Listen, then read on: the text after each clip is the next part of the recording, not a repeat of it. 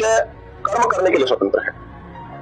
वो कर्म करने के लिए स्वतंत्र है, अर्थात उसे कोई नहीं रोकता उसके कर्म करने से। और कर्म भी 3 प्रकार से किए जाते हैं, मन, वाणी और शरीर। तो जब वो मन, वाणी और शरीर से कर्म करता है तो यहाँ पर वो स्वतंत्र रूप से कर्म करता है, अपनी बुद्धि का पूरा उपयोग करके करता है। अब उसकी बुद्धि उससे अच्छे कर्म कराए या बुरे कर्म कराए, वो उसके खुद के हाथ में होते हैं। ईश्वर भी उसे नहीं रोकता। हाँ, वो ईश्वर उसके कर्मों के फल उसे देता है।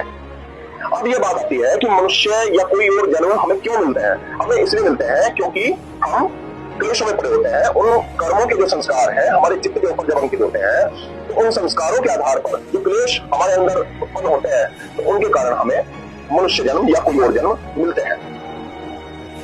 तो दोस्तों, ऐसी बहुत सारी वीडियोस आपने YouTube पर देखी होंगी जो कि अध्यात्म को ठीक ठीक ना जानकर ठीक ठीक उसे नहीं बता पाते।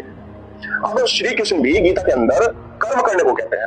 उन्होंने कभी नहीं कहा कि आप कर्म मत करो, और कर्म के आधार पर ही उन्होंने फल बताए। तो कर्म फल सिद्धांत बिल्कुल होता है। एक बात उन सज्जनों ने यह भी कही कि स्वर्ग और नर्क नहीं होता। बिल्कुल मैं भी यही मानता हूं कि स्वर्ग और नर्क नहीं होता। और स्वर्ग और नर्क का जो आधार वो बताते हैं कि कर्म, जब कर्म ही नहीं है तो स्वर्ग और नर्क मिलेगा क्यों? ठीक बात है। स्वर्ग और नर्क का आधार वास्तव में कर्म है, और कर्म होता है तो उसी के आधार पर जो सुख और दुख हमारे जीवन में आते हैं वो ये स्वर्ग और नर्क है।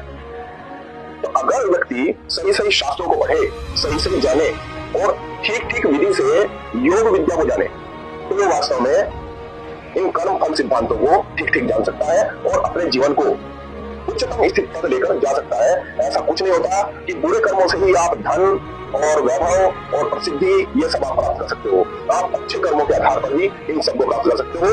अच्छे कर्मों का आधार होता है परोपकार की भावना। जब हमारे भीतर परोपकार की भावना होती है तो हम अच्छे कर्म करते हैं, और अगर हमारे अंदर अपने ही स्वार्थ की पूर्ति के लिए भावना होती है तब हम बुरे कर्म करते हैं। तो दोस्तों, काफी कुछ मैंने आपके सामने स्पष्ट करने का प्रयास किया।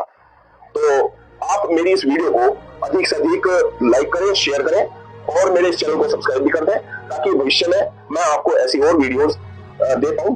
और कमेंट करके मुझे बताइए